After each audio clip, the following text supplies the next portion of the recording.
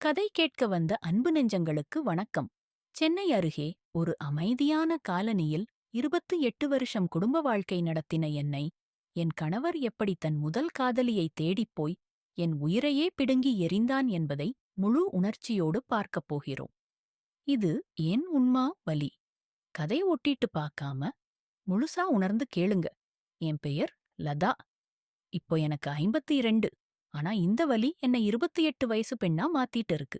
ராஜேஷோட கல்யாணம் ஆனப்போ நான் 24, அவர் 26. கல்லூரி லவ். அவர் என்ன லதா நீ இல்லாம என் லைஃப் இல்லைன்னு சொல்லி கண்ணீரோட கேட்டு கல்யாணம் பண்ணினாரு. நான் நம்பினேன். முதல் பொண்ணு பிறந்தப்போ அவர் என் கைய புடிச்சு நீதான் என் உலகம்னு சொன்னார். 2வது பொண்ணு பிறந்தப்போ இனி நம்ம குடும்பம் பூர்த்தியா ஆயிடுச்சுன்னு அழுதார். 3வது பையன் பிறந்தப்போ இது என் கனவுன்னு என்ன தூக்கி சுத்தினார். 28 வருஷம் நான் தான் அவருக்காக சமைச்சேன், பிள்ளைங்க படிப்பு பார்த்தேன், அவரோட அம்மா அப்பாவ பார்த்தேன், அவரோட ஜாப் ஸ்ட்ரெஸ்ஸ தாங்கினேன். என் கனவுகள விட்டுட்டேன். எனக்கு ஒரு சின்ன ஜாப் கூட வேணாம். நீ வீட்ல இரு நான் பாத்துக்கறேன்னு சொன்னாரு. நான் நம்புனேன். ஆனா ஒரு நாள் அவரோட ஃபோன்ல ஒரு மெசேஜ். ராஜி, இன்னும் உன் நினைவு என்ன விடல. நம்ம பழைய டெஸ்க். அனுப்புனவள் சித்ரா. அவர் கல்லூரி ஃபர்ஸ்ட் கேர்ள் ஃப்ரெண்ட். அவளும் கல்யாணம் ஆகி 2 குழந்தைங்க. ஆனா இன்னும் டிவோர்ஸ் இல்ல. அவர் 6 மாசமா அவளோட ரகசியமா பேசிட்டு சந்திச்சிட்டு இருந்தாரு. ஹோட்டல் ரூம்ஸ்கி ஸ்கார் டிரைவ்ஸ். நாங்க ஒருத்தருக்காகவே பிறந்தோம்னு சொல்லிட்டு, நான் அந்த மெசேஜ் பார்த்த உடனே உலகமே இருட்டி போச்சு. என் கண் முன்னாடி 28 வருஷம், 3 பிள்ளைங்க பிறப்பு. நான் அழுதது. எல்லாம் ஒரு ஜோக் மாதிரி ஆயிடுச்சு. நான் அவர கேட்டேன். அவர் முதல்ல மறுத்தார். அப்புறம் ஆமா, ஆனா நான் கண்ட்ரோல்ல இல்ல. என் ஹார்ட் அவளோட தான் இருந்துச்சு எப்பவுமேன்னு சொன்னார். நீ புரிஞ்சுக்கோ லதா, இது டெஸ்டினின்னு கெஞ்சினார். என் கண்ணீர் நிக்கல. இரவு முழுக்க அழுதேன். பிள்ளைங்க தூங்கிட்டாங்க. நான் பாத்ரூம்ல உட்கார்ந்து அழுதேன். என் ராஜேஷ், நான் என்ன தப்பு பண்ணேன்? 28 வருஷம், 3 குழந்தைங்க. இதெல்லாம் உனக்கு எதுவும் இல்லையான்னு கேட்டேன். அவரு, நான் உன்ன லவ் பண்றேன். ஆனா அவள மறக்க முடியலன்னு சொன்னாரு. அவர் என் கண்ணீர பாத்துட்டு இருந்தாரு. ஆனா ஒரு அணைப்பு கூட குடுக்கல. ஒரு சாரி கூட சொல்லல. அதுக்கப்புறம் ஒரு வருஷம் அவர் பொய் சொல்லிட்டே இருந்தாரு.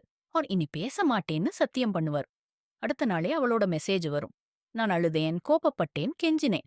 பிள்ளைங்க, அம்மா ஏன் அழறன்னு கேட்டாங்க. நான் ஒண்ணுமில்லன்னு சிரிச்சேன்.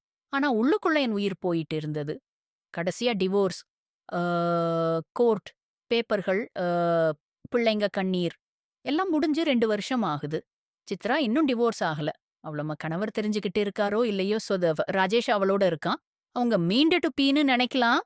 ஆனா எனக்கு தெரியுது, அது ஒரு ஃபேண்டசி. பழைய மெமரிகள் எக்ஸைட்டிங்கா இருக்கும்.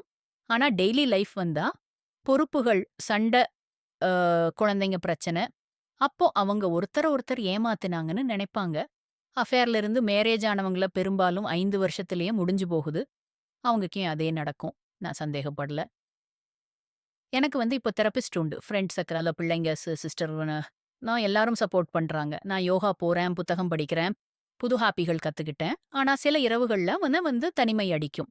அவரு இப்போ யாரோட சிரிச்சிட்டு இருப்பாரோ, நான் தனியான்னு தோணும். கண்ணீர் வரும். ஆனா அழுது முடிச்சதும், நான் அவரோட இல்லாம இருக்கிறது நல்லதுன்னு மனசு சொல்லும். அவர் என்ன விட்டுட்டு போனது வலிதான். ஆனா அந்த வலி என்ன ஸ்ட்ராங்கரா ஆக்குச்சு. நான் இப்போ எனக்காக வாழ்றேன். பிள்ளைங்க மகிழ்ச்சி எனக்கு போதும். அவர் ஒரு பார்ட்னரோட இருக்கான். ஆனா அந்த பார்ட்னர்ஷிப் எவ்வளவு நாள் நீடிக்கும்? எனக்கு தெரியும். அது நிலைக்காது. நான் ஃபார்ஜிவ் பண்ண மாட்டேன். புரிஞ்சுக்க மாட்டேன். ஏன்னா அவர் என் குடும்பத்தை, என் கண்ணீர, என் 28 வருஷத்தையெல்லாம் ஒரு பழைய காதலுக்கு தூக்கி எறிஞ்சான். அது மன்னிக்க முடியாத துரோகம். நீங்க என்ன நினைக்கிறீங்க? வித்திகோ இப்படி ஒரு துரோகத்தை எப்படி தாங்குவீங்க? அவங்க 2 பேருக்கும் ஹேப்பி எண்டிங் வருமா? உங்க லைஃப்ல இப்படி நடந்திருந்தா என்ன பண்ணிருப்பீங்க? கமெண்ட்ல உங்க உணர்ச்சிகளை ஷேர் பண்ணுங்க. இந்த கதை உங்களுக்கு கொஞ்சம் ஆறுதல் கொடுத்திருந்தா லைக் பண்ணுங்க, ஷேர் பண்ணுங்க. அடுத்த கதையில சந்திப்போம். உங்க மனசு எப்பவும் அமைதியா இருக்கட்டுமே.